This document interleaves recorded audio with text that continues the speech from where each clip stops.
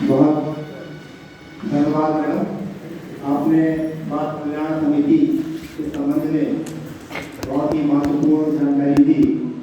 निश्चित रूप से जो बच्चे देख रेख की आवश्यकता वाले हैं, जैसे जिनके माता पिता नहीं हैं या जो अनाथ हैं, जिनको खाना खुराकी या मेंटेनेंस की योजनाएं नहीं हैं, उनके लिए बाल कल्याण समिति की भूमिका बहुत ही महत्वपूर्ण है।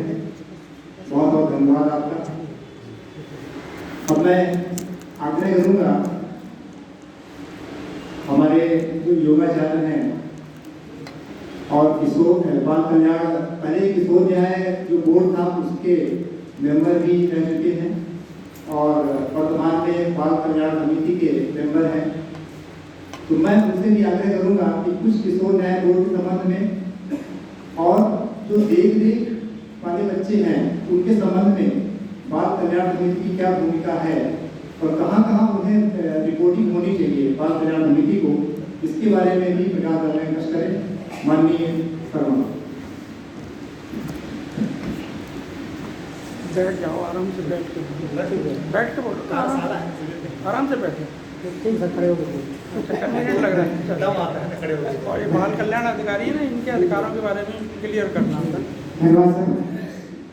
माननीय सचिव जिला विधिक सेवा प्राधिकरण श्री विपिन कुमार लावण्य सर जी, अपर जिला न्यायाधीश माननीय श्री मुकेश यादव जी, किशोर न्याय बोर्ड के प्रधान न्यायाधीश माननीय सुश्री उषा उनके मैडम जी और माननीय सदस्य डॉक्टर मीनाक्षी मिश्रा जी, श्रीमती ममता मिश्रा जी और बाल कल्याण समिति की अध्यक्षा श्रीमती नरेंद्र सिंह जी और बाल कल्याण समिति मेरी पूरी टीम और पुलिस बाल कल्याण अधिकारी और पुलिस जो स्पेशल जो न्याय पुलिस यूनिट है और प्रियंका पाठक मैडम, उसके पहले अपराध शाखा भी देखती थी और समस्त थानों से यहाँ उपस्थित पुलिस बल और अन्य विभागों से उपस्थित समस्त अधिकारीगण, जैसा कि आप सब जानते हैं कि हम यहाँ पर बालकों के देख रेख एवं संरक्षण अधिनियम के बारे में चर्चा करने के लिए उपस्थित हुए हैं, जिसका संक्षिप्त नाम किशोर न्याय अधिनियम रखा गया है।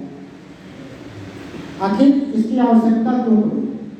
विश्व की बाल जनसंख्या का लगभग 20% बच्चे अपने भारत में निवास करते हैं और ये बच्चे हमारे देश का आईना है, अर्थात पूरे विश्व में जो जनसंख्या है हमारे भारत में सर्वाधिक 18 वर्ष से कम उम्र की जनसंख्या है और यही बच्चे हमारे देश का भविष्य हैं और हमारे देश का पूरा भविष्य नहीं स्वस्थ, संरक्षित और शिक्षित बच्चों पर ही दिए गए, क्योंकि ऐसा कहा गया है कि जब बच्चे हमारे स्वस्थ होंगे तभी हमारा भारत स्वस्थ होगा और इसकी आवश्यकता इसलिए है कि बच्चों को स्वस्थ रख करके हम अपने भारत को स्वस्थ रख सकते हैं। किशोर न्याय अधिनियम के माध्यम से लोकतंत्र में बालतंत्र की शुरुआत है। किशोर न्याय अधिनियम मुख्यतः 3 बातों को ध्यान में रख करके बनाया गया है। पहला, भारत का संविधान, भारत सरकार की नीतियां और संयुक्त राष्ट्र संघ की संधि, इसे हम बाल मित्र त्रिवेदी के नाम से जानते हैं, मैकेनिज्म ऑफ ट्राइब राइट्स, और इसका एकमात्र उद्देश्य है बच्चों का सर्वोत्तम हित। किशोर न्याय अधिनियम के अंतर्गत कुल 112 धाराओं का वर्णन है। किशोर न्याय अधिनियम के अंतर्गत, जैसा मैडम ने भी कहा, 2 प्रकार के बालकों का संरक्षण किया जाता है। पहला, विधि विभाजित किशोर या अपराध बोध बालक, जिसका समस्त उत्तरदायी किशोर न्याय बोर्ड के पास होता है। किशोर न्याय बोर्ड में एक प्रधान न्यायाधीश और 2 सामाजिक सदस्य होते हैं, जहां एक महिला अवश्य होती है। सौभाग्य अपने जीवन में 3 महिलाएं हैं और ये जैसा धारा 4 बोर्ड मैडम ने कहा, एक न्यायपीठ के रूप में कार्य करेगी, जिसे महानगर के मजिस्ट्रेट या प्रथम न्याय मजिस्ट्रेट की समस्त शक्तियां प्राप्त होंगी। दूसरे प्रकार के बालक जो देख रेख या जरूरतमंद बालक होते हैं, ऐसे बालकों का समस्त उत्तरदायित्व बाल कल्याण समिति के पास होता है। बाल कल्याण समिति में एक अध्यक्ष और 4 सदस्य होते हैं, यहाँ भी एक महिला अवश्य होती है। ये महिला हमारे बैठने, मैं हूँ, एक सदस्य नहीं आए हैं। यहाँ भी धारा 27(9) के अंतर्गत महानगर के मजिस्ट्रेट की या प्रथम न्याय मजिस्ट्रेट की समस्त शक्तियां प्राप्त होंगी। आज ये कार्यशाला है, इन दोनों प्रकार के बच्चों में पुलिस की अहम भूमिका है, इसके बारे में हम संक्षिप्त रूप से चर्चा करेंगे। विस्तार से मैडम ने और हमारे अध्यक्ष महोदय ने बताया दिया है, तो ज़्यादा थोड़ी बहुत आपके भी हो जाए। तो जैसे कि वाली किशोर पुलिस के प्रभार में आता है तो सर्वप्रथम यह बात हमें निश्चित करनी होगी, पुलिस कौन होगी? पुलिस भी विशेष होगी। धारा 107 के अंतर्गत प्रत्येक जिले में एक विशेष किशोर पुलिस विशेष किशोर पुलिस इकाई का गठन होगा, जिसका नेतृत्व उप पुलिस अधीक्षक या उसके ऊपर के रैंक के अधिकारी करेंगे। धारा 107 के अंतर्गत प्रत्येक थाने में एक पुलिस बाल कल्याण अधिकारी होगा जो एएसआई रैंक से कम का नहीं होगा। धारा 107 में समय समय पर इनका प्रशिक्षण भी दिया गया है और धारा 107 में जिसमें रेलवे पुलिस को सम्मिलित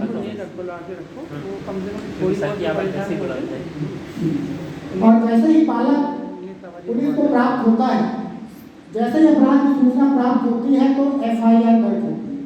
लेकिन जैसा मैडम ने कहा, एफआईआर केवल जघन्य अपराध में होगी, क्योंकि किशोर न्याय बोर्ड 2015 अपराधों को 3 वर्गों में बांटा गया है। पहला छोटे अपराध, घोर अपराध, जघन्य अपराध, यानी पेटी अपराध, सीरियस अपराध, हीनस अपराध। छोटे अपराध जहाँ अधिकतम 3 वर्ष की सजा और घोर अपराध जहाँ अधिकतम 3 से 7 वर्ष की सजा और जघन्य अपराध जहाँ न्यूनतम, इस बात को नोट करें, न्यूनतम 7 वर्ष से ऊपर की सजा हो, जहाँ न्यूनतम 7 वर्ष से नीचे की सजा नहीं हो सकती है। तो एफआईआर नियम 8 के अनुसार केवल जघन्य अपराध में होगी, अन्य अपराधों में नहीं होगी। थोड़ा बढ़ावा ऐसा नहीं करो, बंद नहीं कर दो, बोले आपसे भी पता लगे उसको। हाँ सॉरी, तो जो एफआईआर है केवल जघन्य अपराध में होगी, अन्य अपराधों में नहीं होगी। और फिर क्या होगा? गिरफ्तारी में नहीं होगी। तब पुलिस क्या करेगी? उसे अपने दैनिक डायरी या रोजनामा साना में दर्ज करेगी और प्रारूप 1 और प्रारूप 2 के साथ किशोर न्याय बोर्ड में मामले को प्रस्तुत करेगी। प्रारूप 1 एसपीआर सोशल बैकग्राउंड रिपोर्ट जो पुलिस बाल कल्याण अधिकारी तैयार करेगा। प्रारूप 2 माता पिता की वचनबद्धता कि हम जिसने पुलिस बाल कल्याण अधिकारी कहेंगे हम उस बालक को बोर्ड के समक्ष प्रस्तुत करेंगे। प्रारूप 1 और 2 मैडम ने सभी थानों में वितरण करवाया है। उस समय जब मैं किशोर न्याय बोर्ड में था, आप लोगों के पास निश्चित रूप से होगा। तो यह बात स्पष्ट आप कर लें कि केवल एफआईआर जघन्य अपराध में होगी, लेकिन यही अपराध यदि बेल के साथ किया जाता है वहाँ एफआईआर दर्ज होगी। ठीक है। इसके बाद जब बालक धारा 10 के अनुसार जैसे ही बालक को पकड़ा जाता है 24 घंटे के अंदर किशोर न्याय बोर्ड के समक्ष प्रस्तुत किया जाएगा। और यदि किशोर न्याय बोर्ड उस दिन उपस्थित नहीं है तो किसी एकल सदस्य के समक्ष उस बालक को प्रस्तुत किया जा सकता है। लेकिन दूर दराज से आते समय यदि एकल सदस्य भी आपको नहीं मिल रहे हैं तो ऐसी स्थिति में क्या होगा? तब नियम 69D ओवरनाइट प्रोटेक्टिव स्टे, रात भर का संरचनात्मक आवास, इसको निश्चित रूप से आप लोग नोट कर लें। ऐसा आवास रात्रि 8 बजे से अगले दिन 2 बजे तक रहेगा। इसमें प्रारूप 42 की 3 प्रतियां आपको भरनी पड़ेगी। एक प्रति आप बाल संप्रेक्षण गृह में देंगे, दूसरा अपने पास रखेंगे और तीसरा किशोर न्याय बोर्ड में अगले दिन प्रस्तुत करेंगे। आपके पास पुनः 24 घंटे का समय मिल जाएगा, उस बालक को आप किशोर न्याय बोर्ड में प्रस्तुत करेंगे। ये जैसा धारा 15 में बताया गया है। कुछ जगह भी आशंका है कि किशोर की उम्र, जब निर्भया गैंगरेप केस हुआ 16 दिसंबर सन 2012, व्यापक रूप से जब उसका विरोध प्रदर्शन हुआ तो उसमें कुछ संशोधन किया गया है, ना कि 18 वर्ष से 16 वर्ष की उम्र कम कर दी गई है। प्रारंभिक निर्धारण के बारे में मैडम ने पूरी तरह से बता दिया है, उसके बारे में हम नहीं बोलेंगे। मैं अपने विषय में आता हूँ। जो दूसरे प्रकार के बालक हैं, देख रेख एवं संरक्षण के जरूरतमंद बालक, वो बालक कौन होंगे?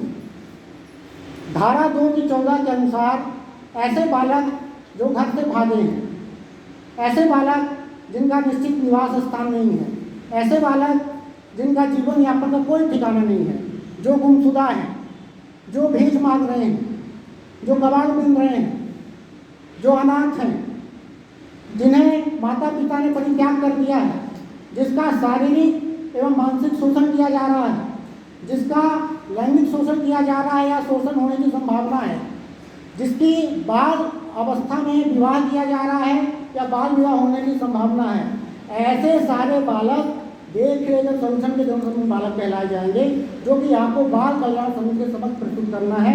प्रारूप 17 मेरे पास उपलब्ध है, ले लीजिएगा। प्रारूप 17 में भर के ऐसे बालक को आपको बाल कल्याण समूह के समक्ष प्रस्तुत करना है। लेकिन देखने में ऐसा आता है कि ऐसे मामले बाल कल्याण समिति के समक्ष प्रस्तुत नहीं होते। उदाहरण के लिए जो गुमशुदा बालक हैं, पुलिस ने दस्तयाब किया और सीधे माता पिता को उन्होंने दे दिया। समाचार पत्र के माध्यम से जब समिति को जानकारी प्राप्त हुई और पुलिस से बात की गई तो उन्होंने कहा हमको बालक मिला, माता पिता को हमने दे दिया और इसमें आपका क्या रोल है।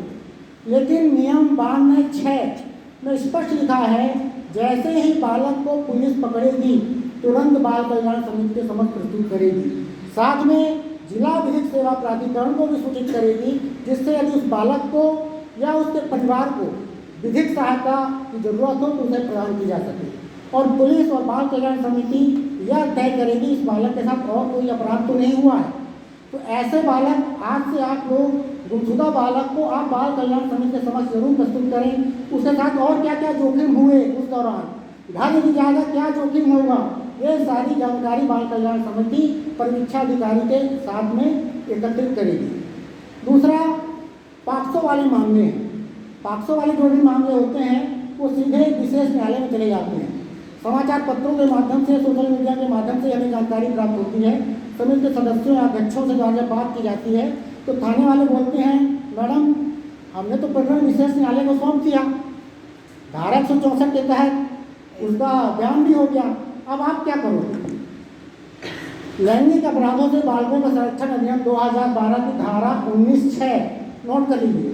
इसमें स्पष्ट लिखा है कि पॉक्सो वाले मामले अविलंब, धारा दोबारा लिख रहे हैं, लैंगिक अपराधों से बालकों का संरक्षण अधिनियम 2012 की धारा 19(6) स्पष्ट उल्लेख है कि जैसे ही पॉक्सो वाले मामले आएंगे अविलंब किंतु 24 घंटे के भीतर आपको बाल कल्याण समिति और विशेष न्यायालय को देना। पहले बाल कल्याण समिति, माननीय विशेष न्यायालय त्वरित निराकरण के लिए प्रत्येक जिले में गठित की गई है, लेकिन बालकों का देख रेख और संरक्षण, उसकी चिकित्सा सुविधा उसे कहाँ रखना है, वन स्टॉप सेंटर में रखना है, बालिका गृह में रखना है या उसके माता पिता को सौंपना है, ये सारा अध्ययन बाल कल्याण समिति करेगी और इसका केवल एकमात्र अधिकार बाल कल्याण समिति के पास है। इसलिए मैं ये संवेदनशील थोड़ा मामला है, मैडम मैं आपसे विशेष मैं लास्ट में फिर नोट कर लीजिए, कंक्लूड करें उसके बाद आप बहुत ज्ञान है इनको, बहुत ज्ञान नहीं सर, और भी इनके करा देंगे। तो ये पॉक्सो वाला मामला निश्चित रूप से आप इसको विशेष रूप से नोट कर लें। फिर आता है नवजात शिशु। समाचार पत्रों के माध्यम से या कि सोशल मीडिया के माध्यम से जानकारी मिली कि आज इस गांव में झाड़ी के पीछे नवजात शिशु मिला, पुलिस ने उसको जो है तो अस्पताल में भर्ती कराया। उसके बाद जानकारी समिति को प्राप्त हुई, लेकिन आपको इसको भी समिति को सूचना देनी है।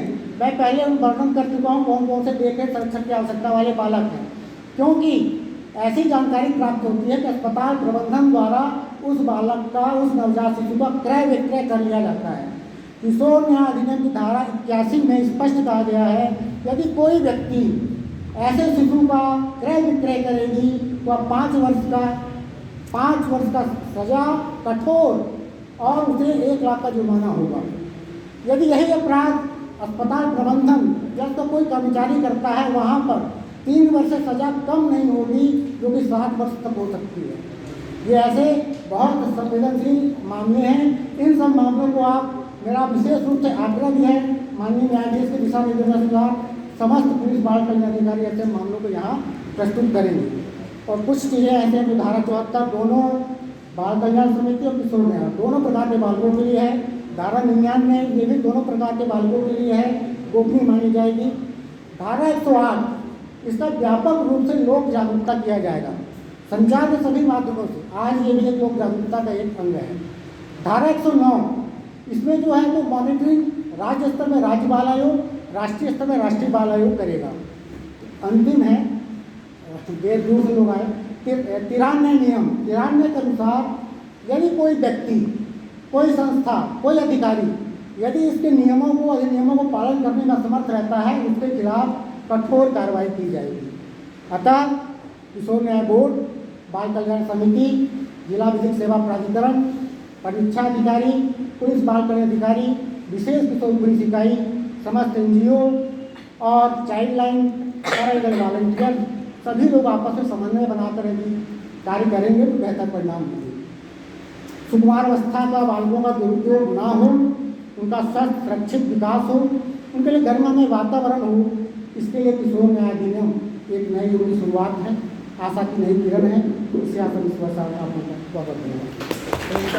जवाब दीजिए। जी हाँ, और मैं जवाब देने की पूरी टीम है, इसलिए मैंने कहा बीच में सर आपने उस समय ये बोला ना, हर पॉक्सो एक्ट के सारे मामलों की जो विक्टिम्स होंगे, पीड़िताएं जो रहेंगी, उसको CWC के समक्ष पेश करना चाहिए। जी हाँ, भले हम उसका 164 का स्टेटमेंट भी करा दें या जो भी प्रक्रिया आप करा रहे हैं, लेकिन उसको एक बार प्रस्तुत जरूर करना है, चाहे वो अपने पेरेंट्स के साथ ही क्यों ना आए। बिल्कुल बिल्कुल। क्लियर है आप लोगों को? बाल कल्याण अधिकारी सभी पॉक्सो एक्ट की सभी पीड़िताएं, चाहे वो अपने पेरेंट्स के साथ आए हैं, चाहे आप लोग ने 363 में दस्तयाब किया है और बाद में बढ़ा रहे हैं, उन सभी पीड़िताओं को एक बार CWC तो समझते हैं ना, बाल कल्याण समिति के समक्ष पेश करना है 24 घंटे के अंदर, और पॉक्सो एक्ट के सभी मामलों के पंजीबद्ध होने के बाद 24 घंटे के अंदर उसके पंजीबद्ध की सूचना भी CWC को देना है। ये दोनों पॉइंट क्लियर है ना? सर मेरा क्वेश्चन ये सिर्फ इतना था कि कुछ मामलों में हम जब दस्तयाबी करते हैं तब तक वो बालिग हो चुकी होती है, इवन कई एक बार ऐसा होता है कि बच्चों की माँ भी बन चुकी होती है, लेकिन जब वो गई थी तब वो नाबालिग थी, तो जब उनके साथ घटना हुई तो हमें पॉक्सो एक्ट लगाना होता है। क्या ऐसे मामलों में भी पीड़िता को हम CWC के समक्ष बिल्कुल पेश करते बिल्कुल, हैं? क्योंकि वो उस समय जो है तो वो नाबालिग थी, तो ऐसे मामले सारे किशोर न्याय बोर्ड या बाल कई कल्याण बार समिति 7-8 साल बाद समक्ष दस्तयाब बिल्कुल, होता है, चाहे वो 40 साल का ही क्यों ना हो। बन चुके होते हैं। जी जी, तो फिर जैसे किशोर न्याय बोर्ड में ऐसे प्रकरण आते हैं 42 साल वाले भी। मैम एक चीज़ और इंस्ट्रक्ट करेंगी अपने मतलब अपने अधिकारियों को कि जैसे वो जब बच्चों को लेके वहाँ पे आते वन स्टॉप सेंटर में, तो जो अपना 17 नंबर का फॉर्म होता है उसको भरने में हिचकिचाते हैं, क्योंकि पूरी जानकारी अपन को नहीं होती, तो एक ये कि कब वो कंपलसरी है वो भरना।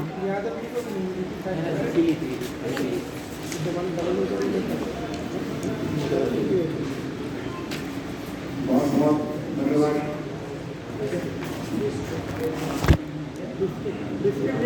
मैम पी ली जब ठंडी हो जाएगी। सुने पानी लेते बहुत बहुत धन्यवाद होगा आपने किशोर न्याय अधिनियम एवं बाल कल्याण समिति के संबंध में महत्वपूर्ण जानकारी दी। आपने आवाज कम करवा दी ना आपने।